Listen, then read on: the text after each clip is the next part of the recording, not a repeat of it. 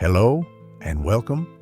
Today, we're diving into one of the most profound mysteries and greatest joys of the human experience, salvation. How did we, flawed and finite beings, become children of the infinite God? And once we are saved, what then? How should we live? If you've ever asked these questions, you're in the right place. Let's start at the very heart of the matter. Question 1. How did we become children of God? The answer isn't found in our lineage, our good works, or our intellect. It's found in a spiritual rebirth. Jesus laid it out plainly in a nighttime conversation with a religious leader named Nicodemus. John 3:3, 5-7.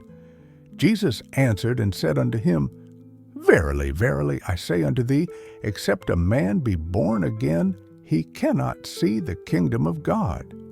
Except a man be born of water and of the Spirit, he cannot enter into the kingdom of God. That which is born of the flesh is flesh, and that which is born of the Spirit is spirit. Marvel not that I said unto thee, Ye must be born again. We become children of God not by physical birth, but by a spiritual one. This happens through faith in Jesus Christ. It's about believing in Him, receiving Him. As Jesus prayed to the Father in John 17, He speaks of a profound unity. He is in the Father, we are in Him, and He is in us. This is the relationship of a child to a parent. It's an adoption, made possible by Christ's finished work. As He declared in John 18, His kingdom is not of this world, meaning our citizenship as God's children is, first and foremost, a heavenly one. So, the how is this. By grace, through faith, we are spiritually reborn into God's family. Question 2. So, why don't we perish? This leads to a beautiful and humbling truth. If salvation is God's work from start to finish, then our security in Him is also His work. We don't perish because God is faithful to complete what He started. The Apostle Paul explains this beautifully. Ephesians 1:3-5, 11-12. Blessed be the God and Father of our Lord Jesus Christ, who hath blessed us with all spiritual blessings in heavenly places in Christ, according as He hath chosen us in Him before the foundation of the world, that we should be holy and without blame before Him in love, having predestinated us unto the adoption of children by Jesus Christ to Himself, according to the good pleasure of His will, in whom also we have obtained an inheritance, being predestinated according to the purpose of Him who worketh all things after the counsel of His own will, that we should be to the praise of His glory who first trusted in Christ. Did you hear that? It's to the praise of His glory. Our salvation is rooted in God's eternal purpose, not our fragile, fleeting resolve. This is our assurance. Listen to these anchors for the soul. 2 Timothy 1:12, For I know whom I have believed, and am persuaded that He is able to keep that, which I have committed unto Him against that day. 1 Peter 1:5, Who are kept by the power of God through faith unto salvation, ready to be revealed in the last time.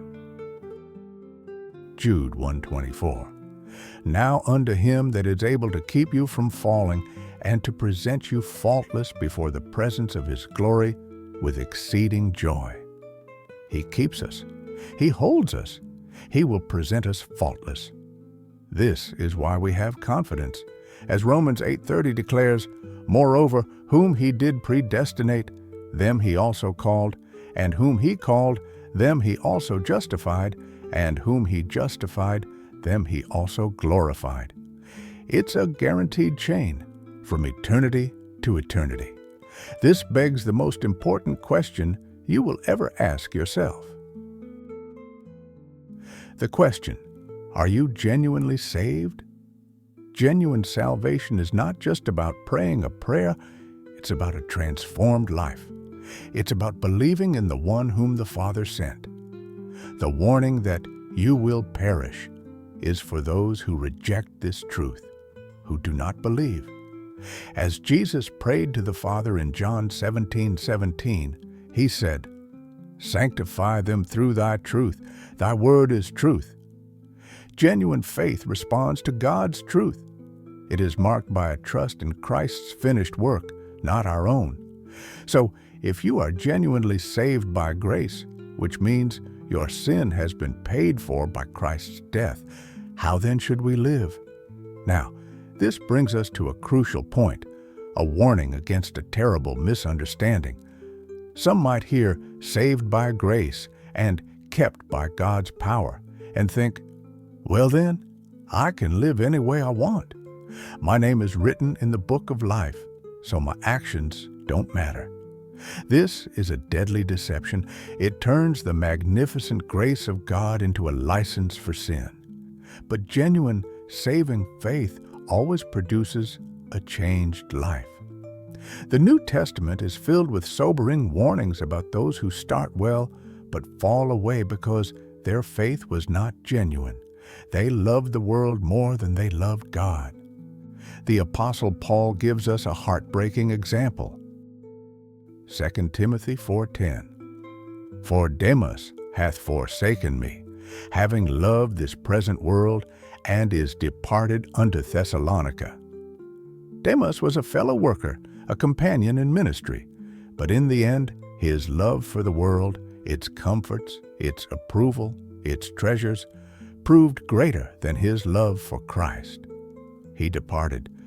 This is a real-world consequence of a heart that was not truly anchored in Christ. This is why Jesus himself made a startling distinction. Matthew 22:14, "For many are called, but few are chosen." The call of the gospel goes out to many. The invitation is broad. But those who are truly chosen, those who are genuinely saved, are known by their response. They embrace the call with a faith that transforms them. They are the ones who endure to the end. So let me ask again, with even greater urgency, if we are truly saved, how must we live? We must live with vigilance. We must live with intention. The same grace that saves us is the grace that trains us. Titus 2:11-12. "For the grace of God that bringeth salvation hath appeared to all men, teaching us that, denying ungodliness and worldly lusts, we should live soberly, righteously, and godly in this present world." Do you see it? Grace doesn't just save us and then leave us to our own devices. It teaches us. It disciplines us. It empowers us to say no to sin and yes to righteousness. So, let's return to our cornerstone verse. Ephesians 2:10, "For we are his workmanship, created in Christ Jesus unto good works, which God hath before ordained that we should walk in them." Should walk in them. This is not a suggestion. It is the divine purpose and expected outcome of a redeemed life. A tree is known by its fruit. A saved heart is known by its trajectory toward God. So, dear family of Christ, examine yourself. Do you see the fruit of the Spirit growing in your life? Is there a genuine, if imperfect, fight against sin? A longing for holiness? A love for God's people and His Word? This is the evidence of a heart genuinely transformed by grace. Don't rest on a prayer you once prayed. Rest on the ongoing work of Christ in you today. Abide in Him, for it is those who endure in faith to the end who are truly saved. We live out the purpose for which we were saved. Ephesians 2:10, "For we are His workmanship, created in Christ Jesus unto good works, which God hath before ordained that we should walk in them." We are saved for a life of good works that God prepared for us. This isn't to become saved, but because we are saved. It's the natural outflow of a transformed heart. This new life looks like 1. A life of holiness. As Paul urges in 1 Thessalonians 4:1-3, how ye ought to walk and to please God. For this is the will of God, even your sanctification. We are called to be set apart, different from the world. 2. A life of discipleship. This means training. 1 Timothy 4:7 says, exercise thyself rather unto godliness. And in 2 Timothy 6:3, we are to consent to the wholesome words of Christ. We are lifelong students of Jesus. 3. A life of unity and love. In Ephesians 4, we are called to walk in humility, gentleness, and patience, bearing with one another in love, eager to maintain the unity of the Spirit. We see ourselves as saints, as Romans 1:7 and 1 Corinthians 1:1 address us, set apart and called to be holy. 4. A life of obedient love. Jesus said, if you love me, keep my commandments. Obedience isn't the root of our salvation, it's the fruit. It's our loving response to the one who saved us. 5. A life of unshakable joy. And in all of this, we have a supernatural source of joy. Philippians 4:4 commands us, rejoice in the Lord always. And again I say, rejoice. Why? Because of the promise of Romans 8:28. And we know that all things work together for good to them that love God, to them who are the called according to his purpose. Even in hardship we rejoice because God is in control and we are his.